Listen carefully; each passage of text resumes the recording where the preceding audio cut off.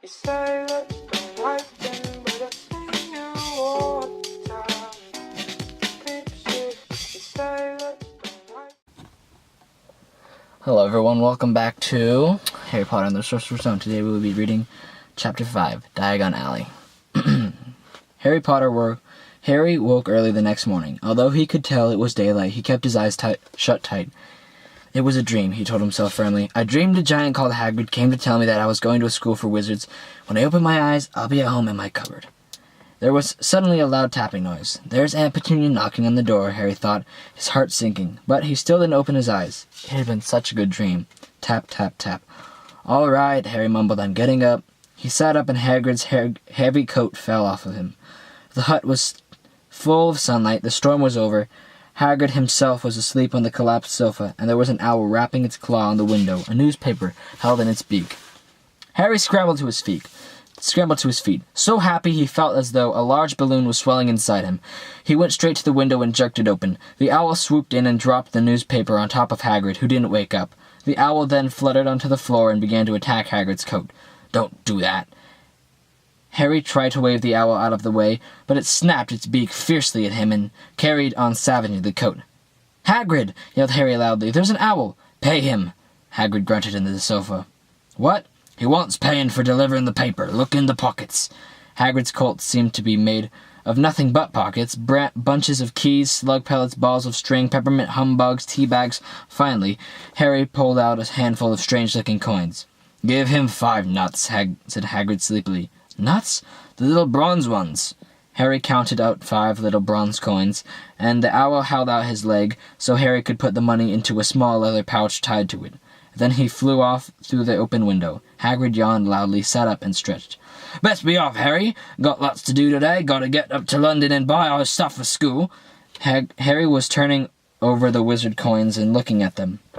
He had just thought of something that made him feel as though the happy balloon inside him had just got a puncture.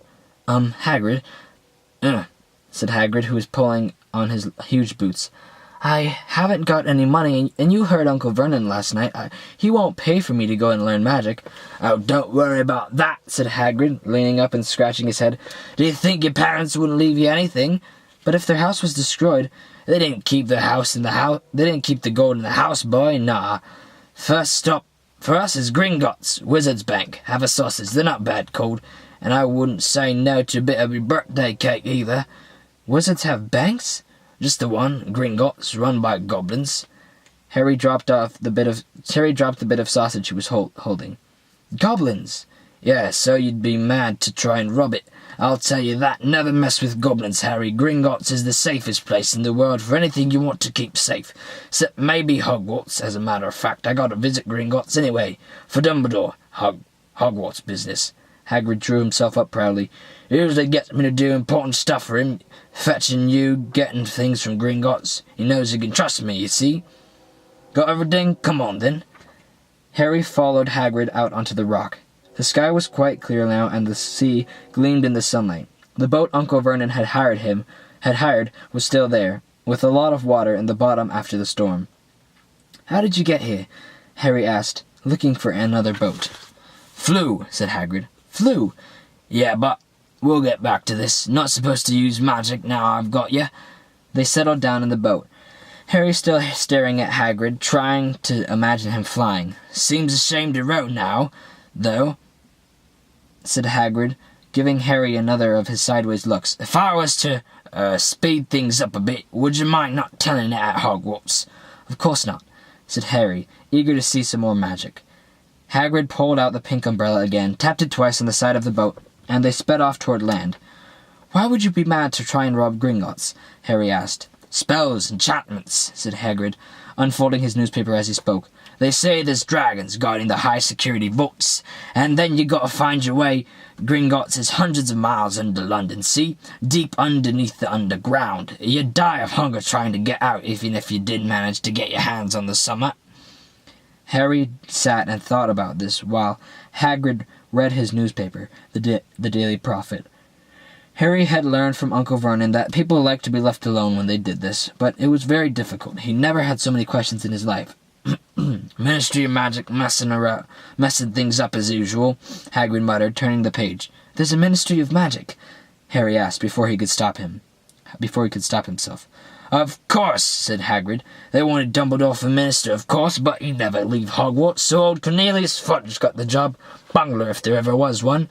So he pelts Dumbledore with owls every morning asking for advice. But what does a Ministry of Magic do? Well, the main job is to keep it from muggles that there are still witches and wizards up and down the country. Why? Blimey, Harry, everyone be wanting magical solutions to their problems. Now, we're best left alone. At this moment, the boat bumped gently into the harbour wall. Hagrid folded up his newspaper and they clambered up the stone steps onto the street. Passersby stared a lot at Hagrid as they walked through the little town to the station. Harry couldn't blame them. Not only was Hagrid twice as tall as anyone else, he kept pointing at perfectly ordinary things like parking meters and saying loudly, See that, Harry? Things these muggles dream up, eh? Hagrid, said Harry, panting a bit as he ran to keep up. Did you say there were dragons at Gringotts? Well, so they say, said Hagrid. Crikey, I'd like a dragon. You'd like one? Wanted one ever since I was a kid. Here we go. They had reached the station. There was a train to London in 5 minutes' time. Hagrid, who didn't understand muggle money, as he called it, gave the bills to Harry so he could buy their tickets. People stared more than ever on the train. Hagrid took up 2 seats and sat knitting at what looked like a canary yellow circus tent. Still got your letter, Harry? He asked as he counted stitches. Harry took the parchment envelope out of his pocket. Good, said Hagrid. There's a list there of everything you need. Harry unfolded a second piece of paper he hadn't noticed the night before and read, Hogwarts School of Witchcraft and Wizardry. Uniform. First-year students will require 1. 3 sets of plain work robes, black. 2. 1 plain pointed hat, black, for day wear. 3. 1 pair of protective gloves, dragonhide or similar. 4. 1 winter cloak, black, silver fastenings. Please note that all pupils' clothes should carry name tags. Course books. All students should have a copy of each of the following. The Standard Book of Spells, Grade 1, by Miranda Goshawk. A History of Magic by Bathilda Bagshot. Magical Theory by Aldebert Waffling. A Beginner's Guide to Transfiguration by Emmerich Switch. 1000 Magical Herbs and Fungi by Phillida Spore.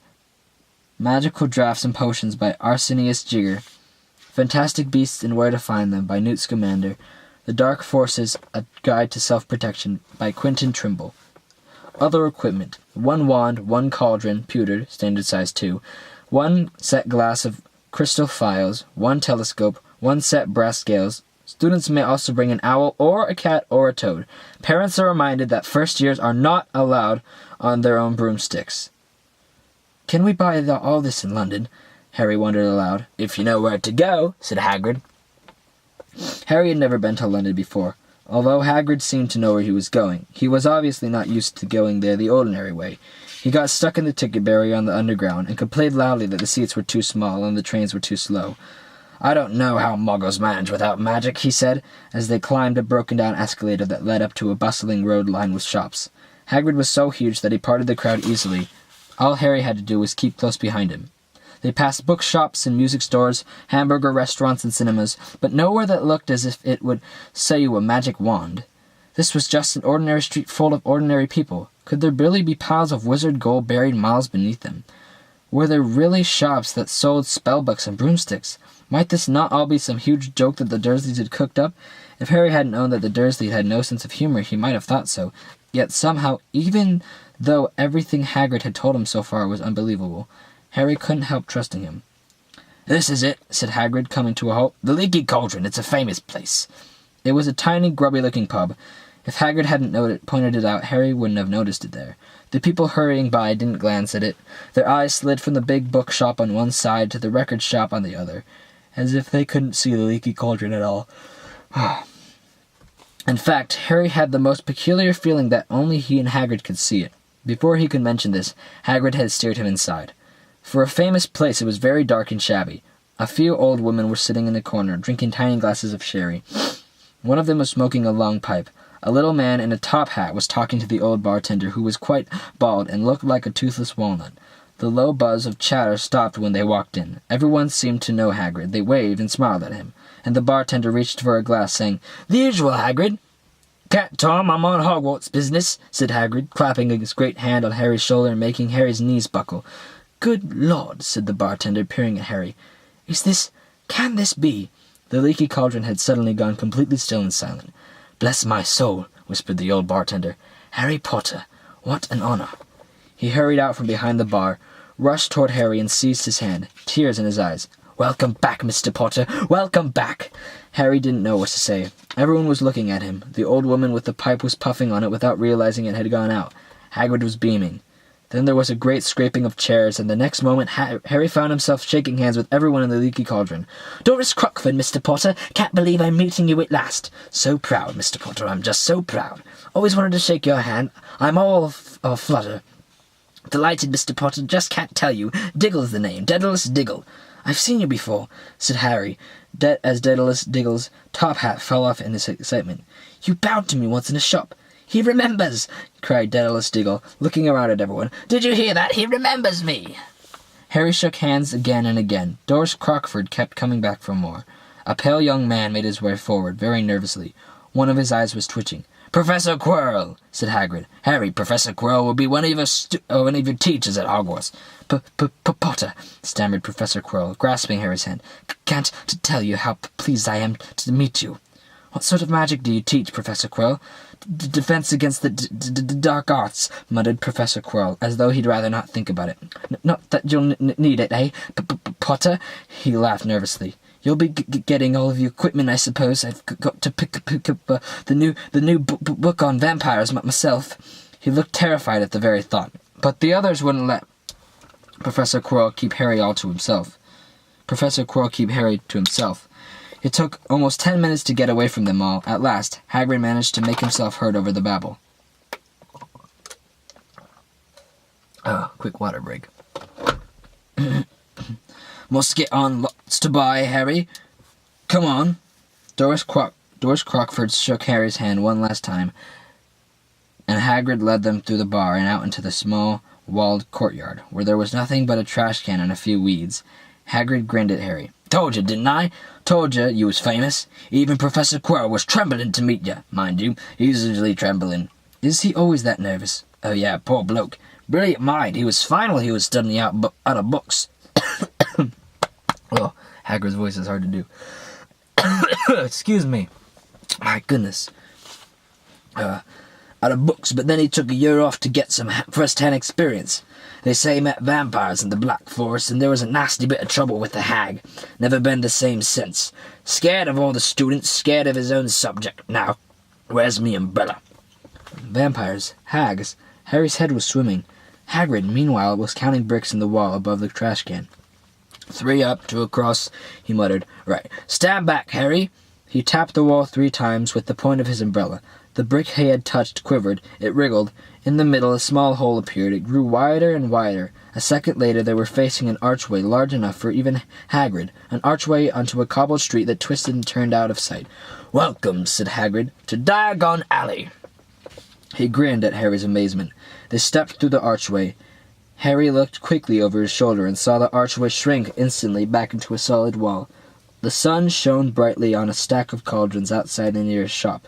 Cauldrons, all sizes, copper, brass, pewter, silver, self-stirring, collapsible, said a sign hanging over them.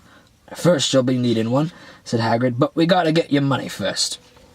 Harry wished he had been about 8 more eyes. He had about 8 more eyes. He turned his head in every direction as they walked up the street, trying to look at everything at once, the shops, the things outside them, the people doing their shopping. A plump woman outside an apothecary was shaking her head as they passed, saying, "Dragon liver, 17 sickles an ounce. They're mad." A low, soft hooting came from a dark shop with a sign saying, "Aesop's Owl Emporium." Tawny, Screech, Barn, Brown, and Snowy. Several boys of about Harry's age had their noses pressed against the window with broomsticks in it. "Look," Harry heard one of them say, "the new Nimbus 2000, fastest ever." There were shops selling robes, shops selling telescopes and strange silver instruments Harry had never seen before. Windows stacked with barrels of bat spleens and eel's eyes, tottering piles of spell books, quills, and rolls of parchment, potion bottles, globes of the moon, Gringotts, said Hagrid. They had reached a snowy white building that towered over the other little shops. Standing beside it was its burnished bronze doors, wearing an uniform of scarlet and gold, was... "Yep, that's a goblin," said Hagrid quietly as they walked up the white stone steps toward him.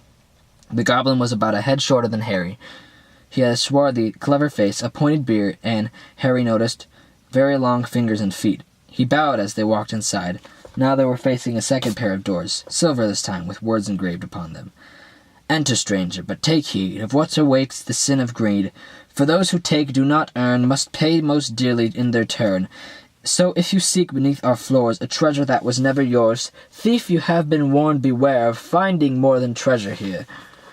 "Like I said, you'd have to be mad to try and rob it," said Hagrid. A pair of goblins bowed at them through the silver doors, and they were in a vast marble hall. About 100 more goblins were sitting on high stools behind a long counter, scribbling in large ledgers, weighing coins in brass scales, examining precious stones through eyeglasses.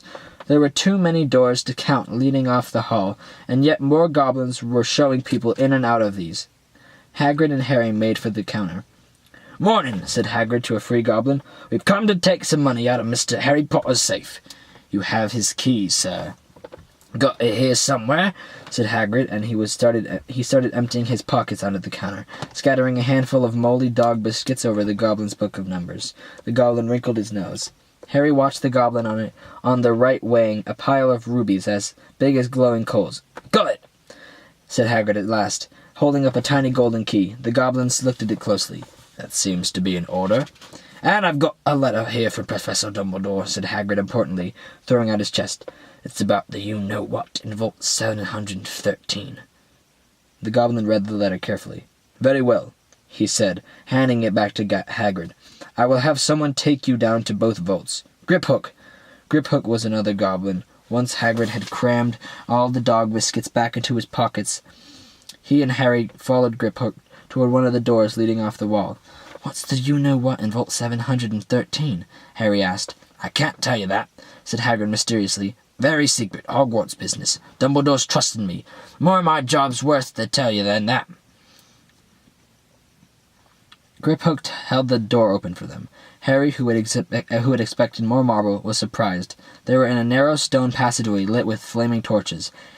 It sloped steeply downward, and there were little railway tracks on the floor. Griphook whistled, and a small cart came hurtling up the tracks toward them. They climbed in, Hagrid with some difficulty, and were off. At first they just hurtled through a maze of twisting passages. Harry tried to remember, left, right, left, middle fork, right, left, but it was impossible. The rattling cart seemed to know its own way because Griphook wasn't steering. Harry's eyes stung as the cold air rushed past them, but he kept them wide open. Once he thought he saw a burst of fire at the end of a passage and twisted around to see if it was a dragon. But too late. They plunged even deeper, passing an underground lake where huge stalactites and stalagmites grew from the ceiling and floor. "I never know," Harry called to Hagrid over the noise of a cart. "What's the difference between a stalagmite and a stalactite?" "Stalagmite's got an M in it," said Hagrid, "and don't ask me questions now. I think I'm going to be sick." He did look very green, and when the cart stopped at last beside a small door in the passage wall, Hagrid got out and had to lean against the wall to stop his knees from trembling. Griphook unlocked the door. A lot of green smoke came billowing out as it cleared. Harry gasped. Inside were mounds of gold coins, columns of silver, heaps of little bronze nuts. "All yours," smiled Hagrid. "All Harry's. It was incredible.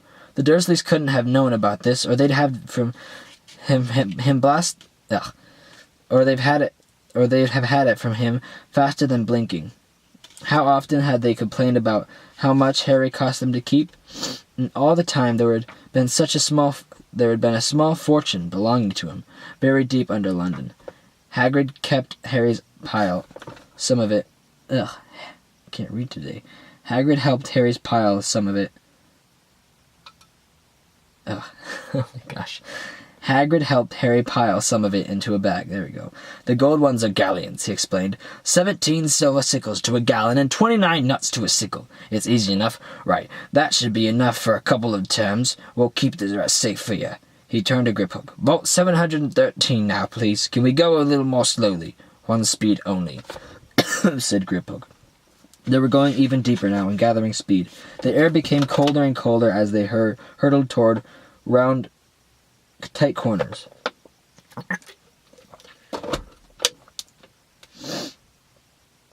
They went rattling over an underground ravine, and Harry leaned over the side to try and see what was down at the dark bottom.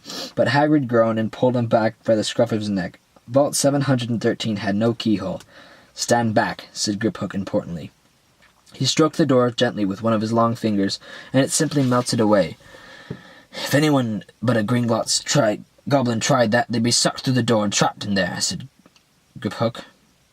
I just did Hagrid's voice for that. "How often do you check to see if anyone's inside?" Harry asked. "About once every 10 years, said Griphook with a rather nasty grin. Something really extraordinary had to be inside this top security vault, Harry was sure, but he leaned forward eagerly, expecting to see fabulous jewels at the very least, but at first he thought it was empty. Then he noticed a grubby little package wrapped up in brown paper lying on the floor. Hagrid picked it up and tucked it inside his coat. Harry longed to know what it was, but knew better than to ask. "Come on back into this infernal cart, don't talk to me on the way back. It's best if I keep me mouth shut," said Hagrid. One wild cart ride later they stood blinking in the sunlight outside Gringotts. Harry didn't know where to run first now that he had a bag full of money. He didn't have to know how many galleons there were to a pound to know that he was holding more money than he'd ever had in his whole life. More money than even Dudley had ever had. "Might as well get your uniform," said Hagrid, nodding toward Madame Malkin's robe for all occasions. "Listen, Harry, would you mind if I slipped off to pick me up in the leaky cauldron? Hate them Gringotts carts." And he did look a bit sick. So Harry entered Madame Malkin's shop alone, feeling nervous. Madame Malkin was a squat, smiling witch dressed all in mauve. "Hogwarts, dear," she said when Harry started to speak. "Got the lot here, and another young man being fitted up just now in the back." In fact, in the back of the shop, a boy with a pale, pointed face was standing on a footstool, while a second witch pinned up his long black robes. Madame Malkin took Harry to a stool next to him, slipped a long robe over his head, and began to pin it to the right length. "Hello," said the boy. "Hogwarts too?" "Yes," said Harry. "My father's next door, buying my books, and mother's up the street looking at wands," said the boy. He had a bored, drawling face. "Then I'm going to drag them off to look at racing brooms. I don't see why first years can't have their own. I think I'll bully father into getting me one, and he'll smuggle it in somehow." Harry was strongly reminded of Dudley. "Have you got your own broom?" the boy went on. "No," said Harry. "Play Quidditch at all?" "No," Harry said again, wondering what on earth Quidditch could be. "I do. Father says it's a crime if I'm not picked to play for my house, and I must say, I agree. Know what house you'll be in yet?" "No," said Harry, feeling more stupid by the minute. "Well, no one really knows until they get there, do they? But I know I'll be in Slytherin. All our family have been. Imagine being in Hufflepuff. I think I'd leave, wouldn't you?" Said Harry, wishing he could say something a bit more interesting.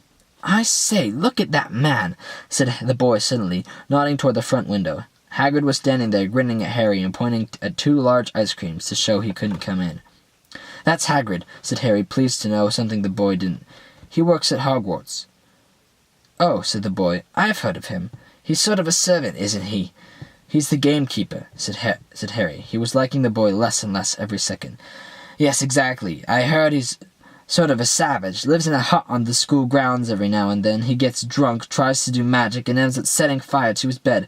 I think he's brilliant," said Harry coldly. "Do you?" said the boy with a slight sneer. "Why is he with you? Where are your parents?" "They're dead," said Harry shortly. He didn't feel much like going into the matter with this boy. "Oh, sorry," said the other, not sounding sorry at all. "But they were our kind, weren't they? They were a witch and wizard, if that's what you mean."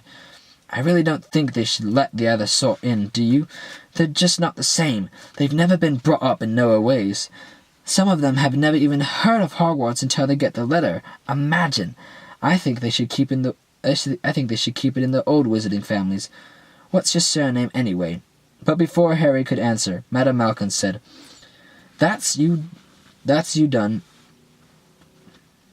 What? Madame Malkin said, "That's you done, my dear." And Harry, not sorry for an excuse to stop talking to the boy, hopped down the down from the footstool. "Well, I'll see you at Hogwarts, I suppose," said the drawling boy. Harry was rather quiet as he ate the ice cream Hagrid had brought him, chocolate and raspberry with chopped nuts. "What's up?" said Hagrid. "Nothing," Harry lied. They stopped to buy parchment and quills. Harry cheered up a bit when he found a bottle of ink that changed colour as you wrote. When they left the shop, he said, "Hagrid, what's Quidditch?" "Blimey, Harry, I keep forgetting how little you know, not knowing about Quidditch." "Don't make me feel worse," said Harry. He told Hagrid about the pale boy in Madame Malkin's. "And he said people from Muggle families shouldn't be allowed in." "You're not from a Muggle family. If he'd known who you were, he'd grown up knowing your name if his parents are wizarding folk. You saw what everyone in the Leaky Cauldron was like when they saw you. Anyway, what does he know about it? Some of the best I ever saw were the only ones with magic in them, in a long line of Muggles. Look at your mum. Look what she had for a sister." "So what is Quidditch?" "It's our sport, wizard sport. It's like soccer in the Muggle world. Everyone follows Quidditch. Played up in the air on broomstick, and there's 4 balls. Sort of hard to explain all the rules." "And what are Slytherin and Hufflepuff?" "Schoolhouses. There's 4. Everyone says Hufflepuff, or a lot of duffers, but I bet I'm in Hufflepuff," said Harry gloomily. "Better Hufflepuff than a Slytherin," said Hagrid darkly. "There's not a single witch or wizard who went bad who wasn't in Slytherin. You know who was one. You know who was at Hogwarts. Years and years ago," said Hagrid. They bought Harry's school books in a shop called Flourish and Blots, where the shelves were stacked to the ceiling with books as large as paving stones bound in leather, books the size of postage stamps and covers of silk, books full of peculiar symbols, and a few books with nothing in them at all. Even Dudley, who had never read anything, would have been wild to get his hands on some of these. Hagrid almost had to drag Harry away from curses and counter-curses. Bewitch your friends and befuddle your enemies with latest revenges, hair loss, jelly legs, tongue-tying, and much, much more, by Professor Vindictus Viridian. I was trying to find out how to curse Dudley. I was not saying that that's not a good idea, but you're not to use magic in the Muggle world except in very special circumstances," said Hagrid. "And anyway, you couldn't work any of them curses yet. You'll need a lot more study before you get to that level." Harry wouldn't let Harry buy a single gold cauldron either. "It says pewter on your list." But they got a nice set of scales for weighing potion ingredients and a collapsible brass telescope. When they visited the apothecary, there was which was fascinating enough to make up for its horrible smell. A mixture of bad eggs and rotted cabbages, barrels of slimy stuff stood on the floor. Jars of herbs, dried roots, and bright powders lined the walls. Bundles of feathers, strings of fangs, and snarled claws hung from the ceiling. While Hagrid asked the man behind the counter for a supply of some basic potion ingredients for Harry himself examined silver unicorn horns at 21 galleons each and minuscule, glittery black beetle eyes, 5 nuts a scoop. Outside the apothecary, Hagrid checked Harry's list again. "Just the one left? Oh yeah, and I still haven't gotten your birthday present." Harry felt himself go red. "Oh, you don't have to." "I know I don't have to. Tell you what, I'll get your animal, not a toad. Toads went out of fashion years ago. You'd be laughed at. And I don't like cats. They make me sneeze. I'll get you an owl. All the kids want owls. They're dead useful. Carry your mail and everything." 20 minutes later, they left Ilep's Owl Emporium, which had been dark and full of rustling and flickering, jewel-bright eyes. Harry now carried a large cage that held a beautifully snowy owl, fast asleep with her head under her wing. He couldn't stop stammering his thanks, sounding like Professor Quirrell. "Don't mention it," said Hagrid gruffly. "Don't expect you've had a lot of presents from the Dursleys, just Ollivanders left now. Only place for wands, Ollivanders, and you gotta have the best wand." A magic wand. This was what Harry had been really looking forward to. The last shop was narrow and shabby. Peeling gold letters over the door read Ollivanders, maker of fine wands since 382 BC. A single wand lay on a faded purple cushion in the dusty window. A tinkling bell rang somewhere in the depths of the shop as they stepped inside. It was a tiny place, empty except for a single spindly chair that Hagrid sat on to wait. Harry felt strangely as though he had never entered a very strict library. Harry felt strangely as though he had entered a very strict library. He swallowed a lot of new questions that had just encountered to him, and looked inside for the thousands of narrow boxes piled neatly right up to the ceiling. For some reason, the back of his neck prickled. The very dust and silence in here seemed to tingle with some secret magic. "Good afternoon," said a soft voice. Harry jumped. Hagrid must have jumped too, because there was a loud crunching noise, and he got quickly off the spindly chair. An old man was standing before them, his wide, pale eyes shimmering like the moon's through the gloom of the shop. "Hello," said Harry awkwardly. "Ah, yes," said the man. Yes, I thought I'd be seeing you too soon, Harry Potter." It wasn't a question. "You have your mother's eyes.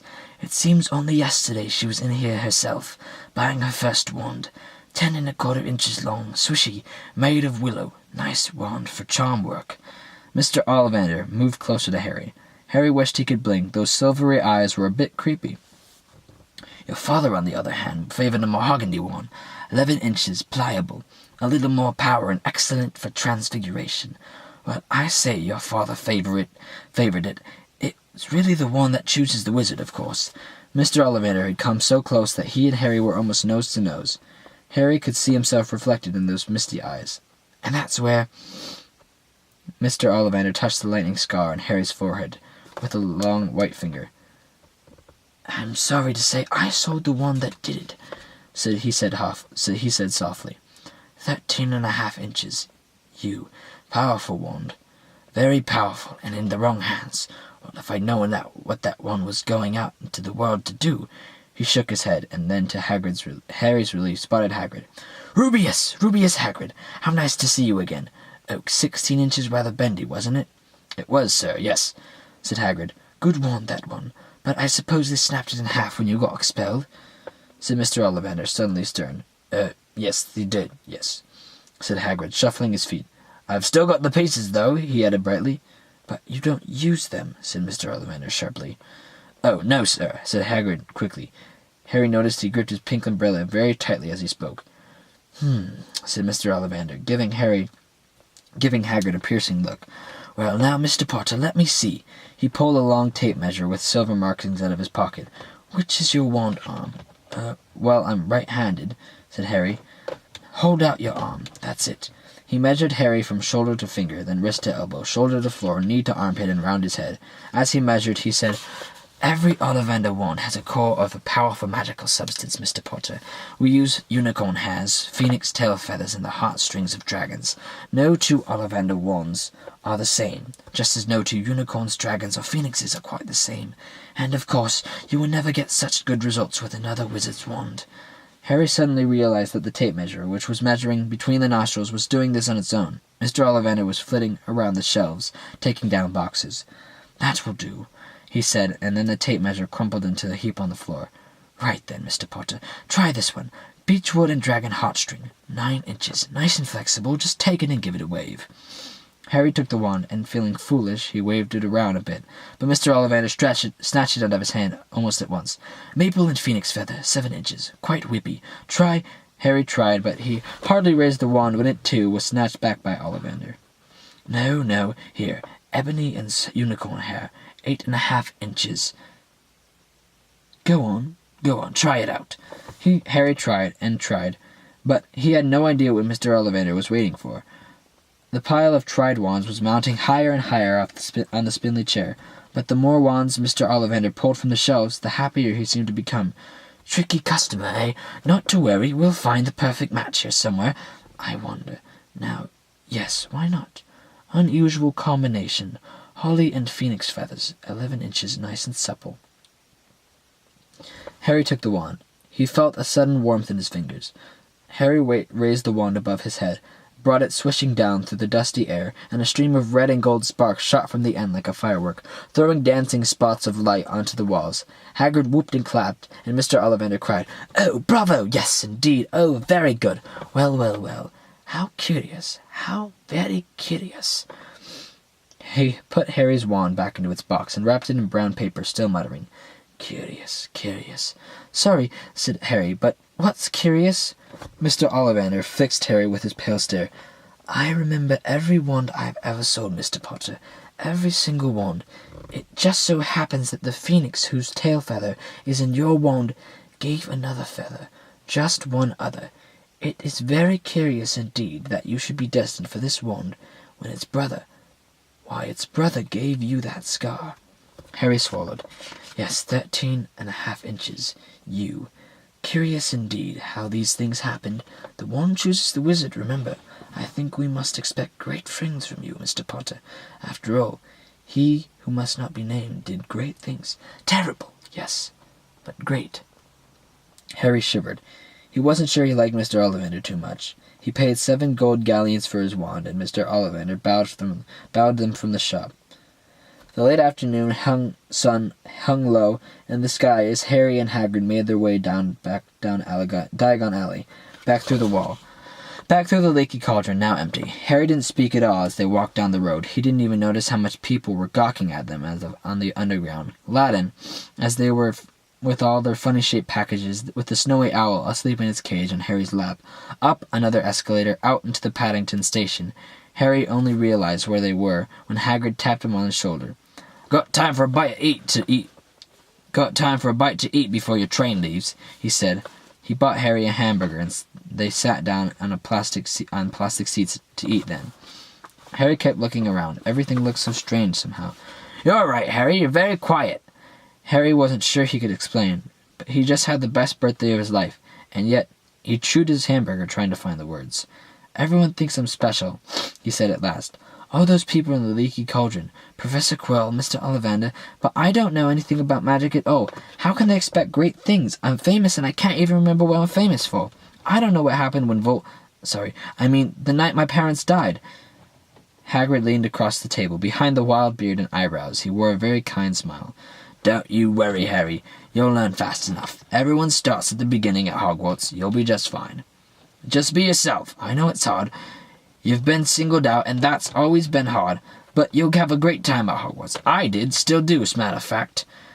Hagrid helped Harry onto the train that would take him back to the Dursleys, then handed him an envelope. Your ticket for Hogwarts, he said. 1st of September, King's Cross. It's all in your ticket. Any problems with the Dursleys, send me a letter with your owl. She'll know where to find me.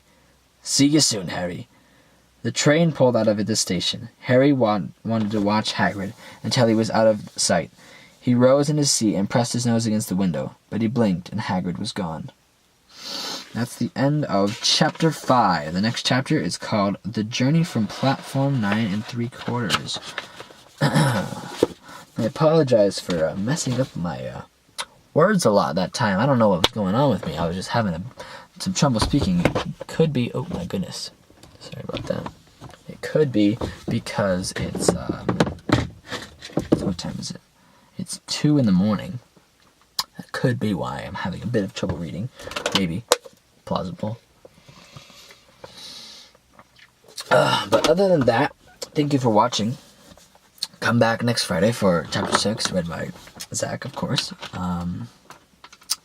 This was a very long episode, almost 40 minutes. Wow. The videos are just starting to get longer and longer. So yeah. Thanks for watching. Bye-bye.